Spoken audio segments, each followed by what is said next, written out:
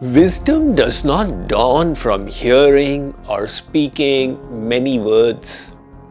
It comes from living the smallest gems of truths when no one is watching, even when it is hard, inconvenient, and uncomfortable. Let us learn from some stories of saints. Adi Shankaracharya has been one of the greatest philosophers and spiritual teachers of Vedic Dharma. The Acharya was known for traveling all over the land with his disciples. Once, on their way, they came across the mighty Alaknanda river.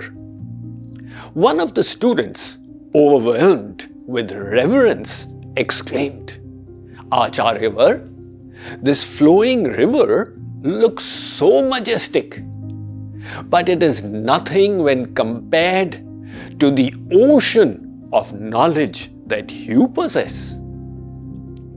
On hearing this, with humility, Shankaracharya dipped the staff held in his hand into the flowing water. Pulling it out, he addressed his disciples. "Just see the quantity of water that has clinged to my staff. Hardly a few drops.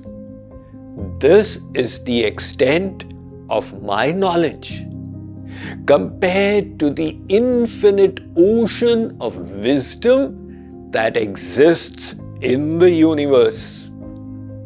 I hardly know anything, and even this by the grace of the divine. Tad anugraha hetu ke naiva vijnanena moksha siddhir bhavitum arhasi." Now I imagine these are the words spoken by a spiritual teacher who before the age of 16 had composed commentaries on the Upanishads, Bhagavad Gita and Brahma Sutras. And yet, he did not have any trace of pride. If such giants of wisdom were so humble, is it becoming of us to boast about our minuscule virtues? Humility is in knowing how vast the truth is and how little we have lived it. This very virtue of humbleness makes enlightened masters serve humankind with boundless patience for others, offering in their sermons only the truths that are timely, relevant, and within the disciples' capacity to comprehend. This reminds us of the Buddha, who beautifully illustrated this principle through a handful of forest leaves. He was once walking through a jungle with his disciples. He stopped, bent down, and picked up a handful of fallen leaves, and then turning around, asked his disciples, "Which is greater in number, the leaves in my hand or the leaves in the forest?" The monks were amused. "Master," they responded, "the answer is obvious. The leaves in your hand are minuscule compared to those in the entire forest." "Similarly," responded the Buddha, "what I know is like the forest, but what I teach you is like the leaves in my hand. And why do I impart only so little? Because I am portioning it with your present stage of spiritual evolution." A realized teacher may hold oceans of wisdom within, but he reveals it drop by drop. Spiritual knowledge is not just about downloading everything all at once. It is about digesting truths by contemplating them over time and striving to practically live them. Let us read about it from the Bhagavad Gita for everyday living. The Bhagavad Gita is not content with providing lofty philosophical understanding. It also describes clear-cut techniques to implement its spiritual precepts in everyday life. These techniques of applying the science of spirituality in our life are termed yoga. Hence, the Bhagavad Gita is also called Yoga Shastra, meaning the scripture that teaches the practice of yoga. But remember, to implement even a few gems of wisdom, we must walk through fire. Because inner transformation is not gentle. It is a chisel in the hand of the Guru. And sometimes the Guru may even take extreme steps to make his disciple blossom. There was once a disciple who was instructed to paint as a seva to the Supreme.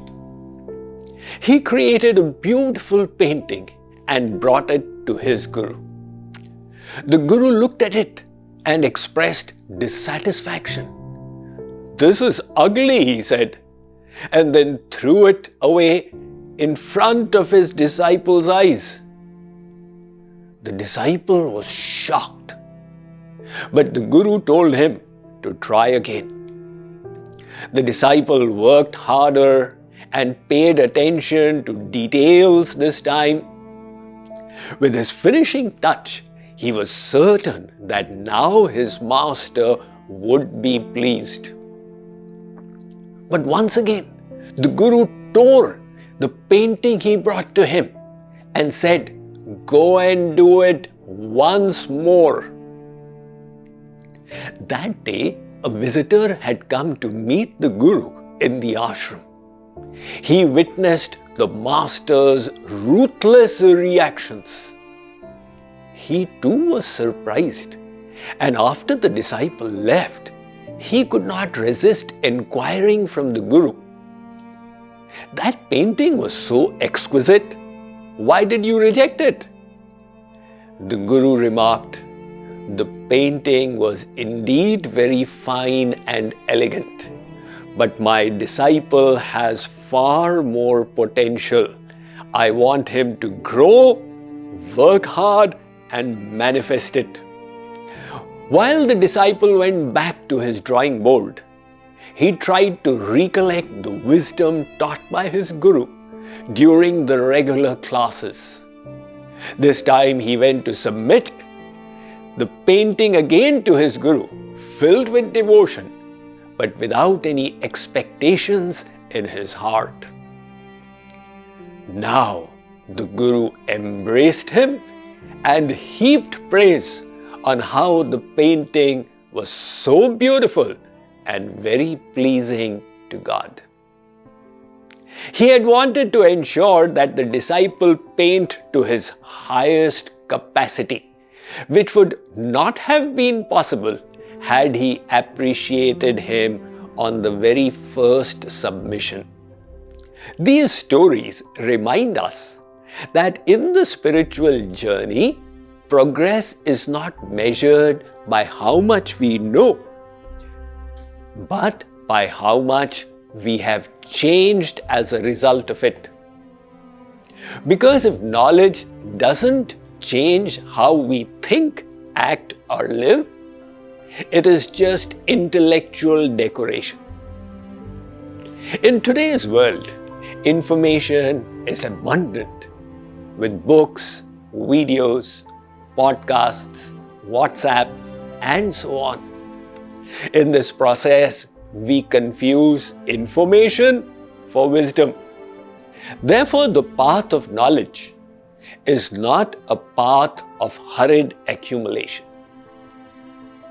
It is a path of assimilation, for even a single gem of wisdom, if truly lived, can transform the soul for the present and the rest of eternity. Therefore, in this information era, the question is no longer, what do you know? The question is, what have you become because of what you know?